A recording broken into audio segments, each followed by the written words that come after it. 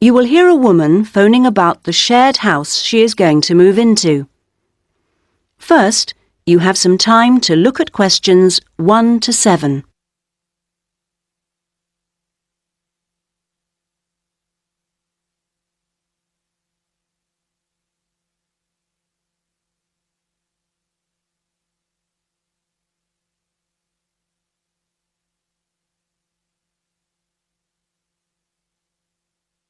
You should answer the questions as you listen, because you will not hear the recording a second time.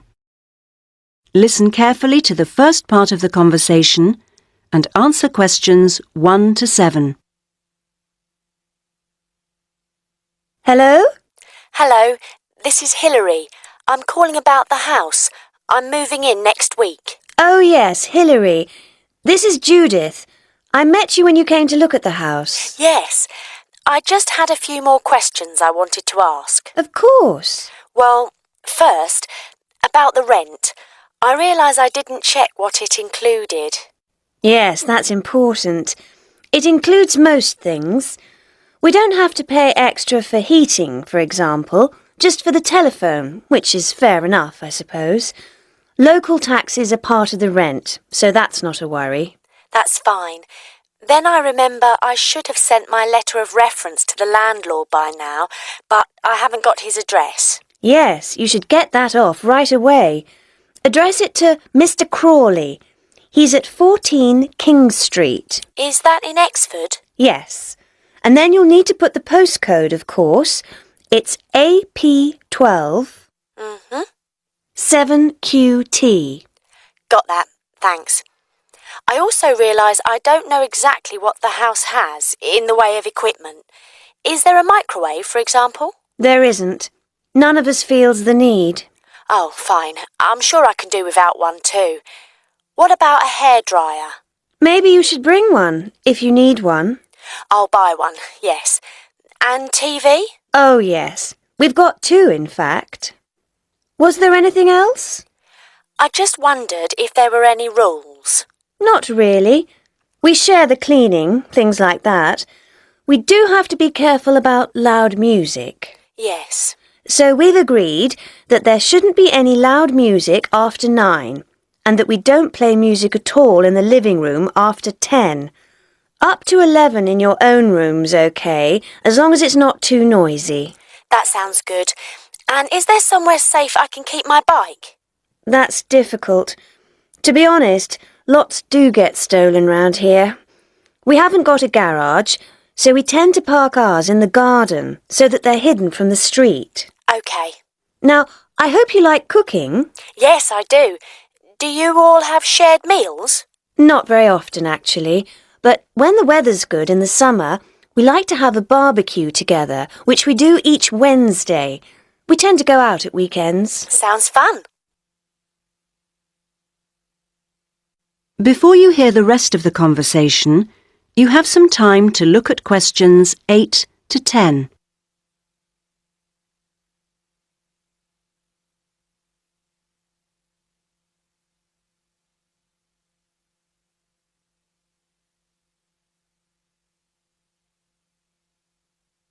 Now listen and answer questions 8 to 10. Are you familiar with this area? A bit. Actually, there are a few things that I'd like to know the location of. A bank, for example. Yes, there's one quite close. You just go up to the junction near the house, the one where 4 roads meet, and go straight ahead and then take the second left. It's a little way down there on the left-hand side. That's convenient.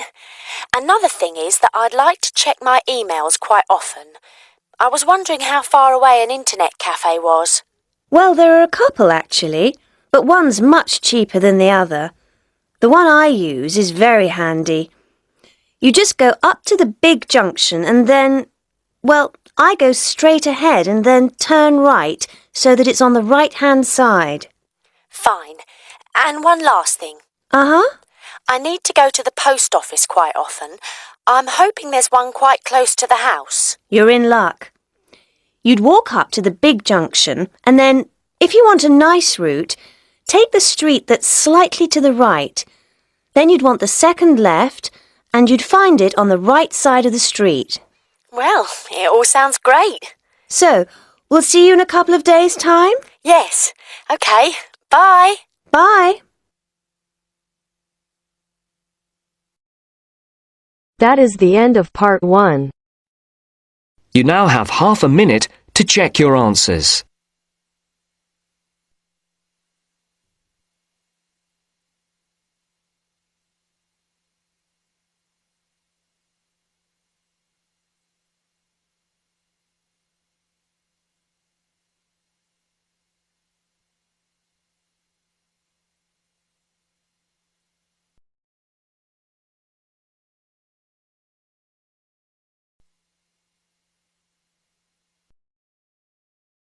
Now turns to part 2. Part 2. You will hear a lecture on bird migration. First, you have some time to look at questions 11 to 17.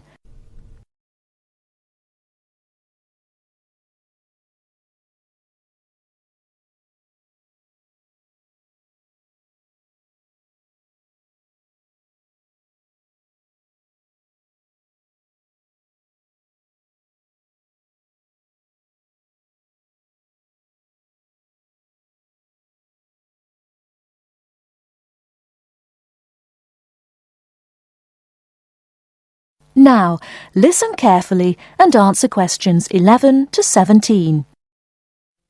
My lecture this evening will focus on the migration of birds. That is, how birds fly in big groups from different parts of the world at certain times of the year. In the first part of the lecture, I'll talk about the reasons why birds migrate, when they migrate, and which parts of the world they migrate from and to. To start with, why do birds migrate? Well, there are two main reasons. One, they migrate to look for food, and two, they travel to parts of the world that are more suitable for breeding. In fact, these reasons are closely linked. As you can imagine, when birds are breeding, they need extra food to feed their young. And in the spring, in the cooler climates of Europe, there is a lot of food for birds, especially insects. So generally, during the spring, birds fly up from the tropics, which are hot, to cooler climates in the north. They stay there for a few months to bring up their young. And then, when the weather in the north gets cold in the winter, they fly back to warmer climates in the south. Now I'd like to talk a bit about how global warming has affected bird migration. One of the effects of global warming has been to make the spring come earlier in the northern regions of the world.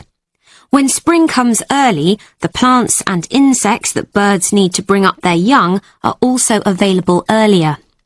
Research has shown that quite a lot of birds have started to migrate earlier because of higher temperatures. But unfortunately for some species, this hasn't been early enough. What I'm saying is that birds that are travelling a long way for breeding may arrive too late to find enough food to feed their young, and their population drops drastically. Scientists are currently researching more about this. Before you hear the rest of the talk, you have some time to look at questions 18 to 20.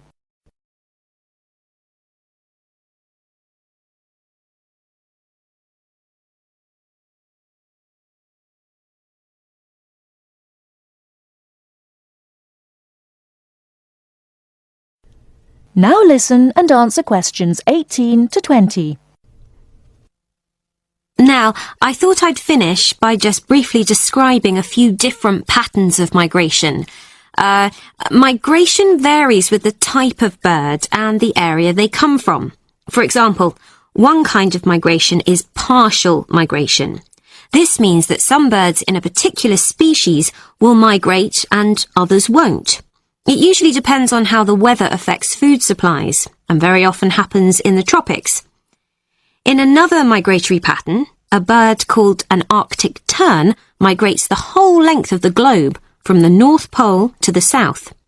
The Arctic tern travels between 12 and 15,000 kilometres each way when it migrates in a complete circle around the world. It's quite amazing. Right, and lastly, I'd like to mention a pattern which isn't nearly as spectacular, but is very interesting. And this is the way many birds migrate across North America. In this pattern, the birds fly northwards in the west of the country and then back south again in the east. So, if you imagine it, they're actually migrating in a circular pattern, like the hands of a clock, not in a straight line, as we might think. That is the end of part 2. You now have half a minute to check your answers.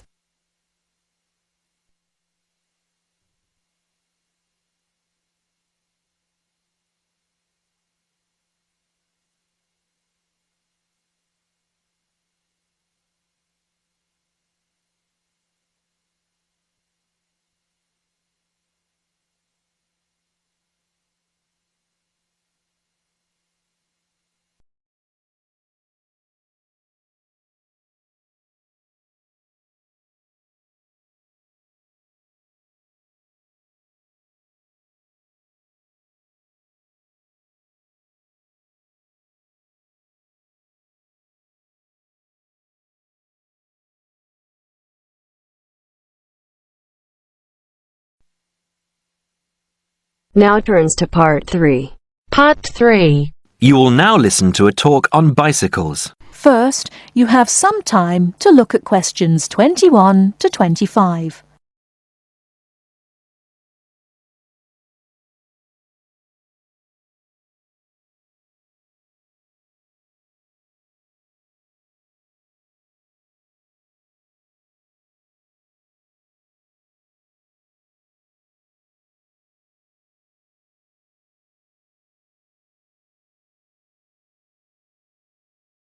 Now listen carefully and answer questions 21 to 25. Today, we're going to talk about the latest bikes for professionals and novices. There's something to suit everyone from price to function. The Atlantis is a touring frame. It's also perfect for commuting and trail riding, and anything short of super fast road riding. The tubes are stout to take touring loads and trail abuses. The tyre clearances are majestic, so you can fit tyres up to 2.35 inches. It's designed for cantilevers or V-brakes. If you have to limit yourself to just one bike and you want to be able to ride just about anywhere, this is the bike to be on. It is our most popular model for just that reason, and there isn't an unhappy Atlantis owner in the land. The Rambouillet, our all-around road bike, is available either as a frame with fork and headset for $1,400 or as a complete bike for $2,300. Compared to the Atlantis, it is a lighter frame, not intended for loaded touring or rough trail riding. As a road bike, it has side pull brakes. The Quick Beam is our version of the single-speed bike. We've done it a little better though. The crankset has a 42-34 combination, running an 18-toothed freewheel cog in the rear. And the rear hub is threaded opposite the drive side, so you can install a fixed cog of your own choice. In essence, you can have 4 speeds on the Quick Beam if you choose. The Quick Beam is available as a frame with fork and headset for $900, or as a complete bike for $1,300. This is a rugged, versatile bike that you can ride on the road as well as on rough trail. Before you hear the rest of the talk, you have some time to look at questions 26 to 30.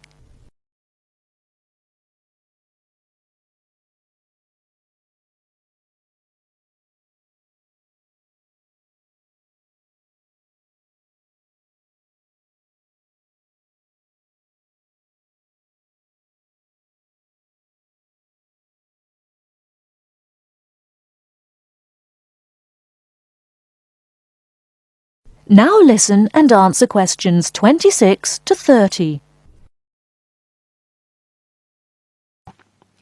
The Saluki is our roadish, light touring, randonneuring frame. It's designed for 650B wheels. If 650B means anything to you, you'll either love it or think it's marketing suicide. If you're new to 650B and a follower, you won't want it. If you're new and a rebel, you will. Now, I'll just talk a little about saddle comfort. The road bike, for the most part, has turned into a high-tech, uncomfortable machine, and the proof is all around us. Look through any bike magazine or catalogue, and you'll see the saddle up to 6 inches higher than the handlebars. It is impossible to be comfortable on such a bike. It forces you to lean forward, putting more weight on your groin, hands and arms. People ride these bikes with straight, locked-out arms and wake up with aching backs. They endure it, get used to it, or buy recumbents. When we custom design a bike for you, you'll be able to get a comfortable position. Your back will be between 45 and 50 degrees, and there will be a noticeable bend in the arms. And most importantly, your arms won't be supporting your body weight. You won't have to look up to look ahead, because you won't be hunched over and low. That means our bikes are more accessible for riding on the flats, or even for short climbs. We consider this when we design and build your custom frame. That is the end of part 3. You now have half a minute to check your answers.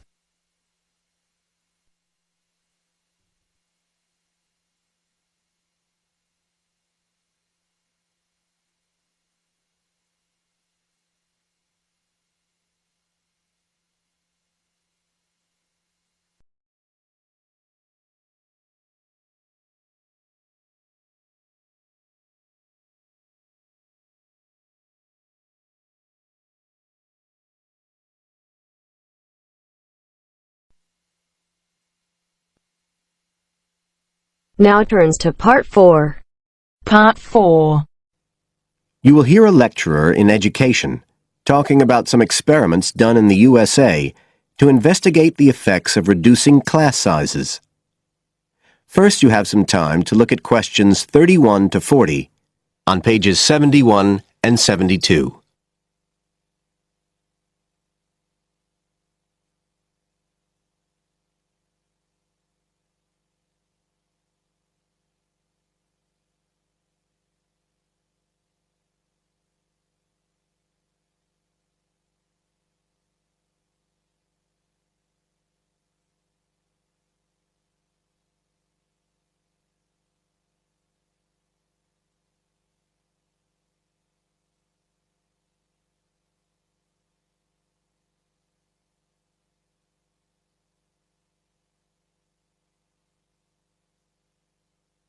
Now listen carefully and answer questions 31 to 40. All over the world, there are passionate arguments going on about how educational systems can be improved. And of all the ideas for improving education, few are as simple or attractive as reducing the number of pupils per teacher. It seems like common sense. But do these ideas have any theoretical basis? Today, I want to look at the situation in the USA and at some of the research that has been done here in America on the effects of reducing class sizes. In the last couple of decades or so, there has been considerable concern in the United States over educational standards here, following revelations that the country's secondary school students perform poorly relative to many Asian and European students. In addition, statistics have shown that students in the nation's lower-income schools in the urban areas have achievement levels far below those of middle-class and upper-middle-class schools. So would reducing class sizes solve these problems? Well, we have to remember that it does have one obvious drawback. It's expensive. It requires more teachers and possibly more classrooms, equipment, and so on. On the other hand, if smaller classes really do work, the eventual economic benefits could be huge. Better education would mean that workers did their jobs more efficiently, saving the country millions of dollars. It would also mean that people were better informed about their health, bringing savings in things like medical costs and days off sick. So what reliable information do we have about the effects of reducing class sizes? There's plenty of anecdotal evidence about the effect on students' behavior, but what reliable evidence do we have for this?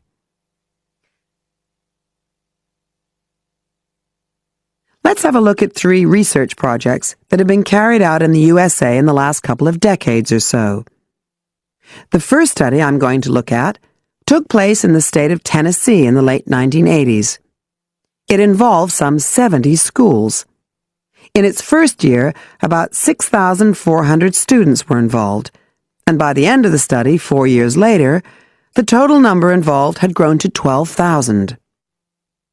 What happened was that students entering kindergarten were randomly assigned to either small classes of 13 to 17 students or regular-sized classes of 22 to 26. The students remained in whatever category they had been assigned to through the 3rd grade, and then, after that, they joined a regular classroom. After the study ended in 1989, researchers conducted dozens of analyses of the data. Researchers agree that there was significant benefit for students in attending smaller classes, and it also appears that the beneficial effect was stronger for minority students. However, there's no agreement on the implications of this. We still don't know the answer to questions like how long students have to be in smaller classes to get a benefit, and how big that benefit is, for example. The second project was much larger and took place in California. Like the Tennessee study, it focused on students from kindergarten through to grade 3, but in this case, all schools throughout the state were involved. The experiment is still continuing, but results have been very inconclusive, with very little improvement noted. And the project has, in fact, also had several negative aspects. It meant an increased demand for teachers in almost all California districts. So the better-paying districts got a lot of the best teachers, including a fair number that moved over from the poorer districts. And there were a lot of other problems with the project. For example, there weren't any effective procedures for evaluation. All in all, this project stands as a model of what not to do in a major research project. A third initiative took place in the state of Wisconsin at around the same time as the California project began, and it's interesting to compare the two. The Wisconsin project was small. Class sizes were reduced in just 14 schools, but it was noteworthy because it targeted schools at which a significant proportion of the students were from poor families, compared with California's one-size-fits-all approach. Analysts have found that the results are very similar to the Tennessee project, with students making gains that are statistically significant, and that are considerably larger than those calculated for the California initiative. Now, I'd like to apply some of these ideas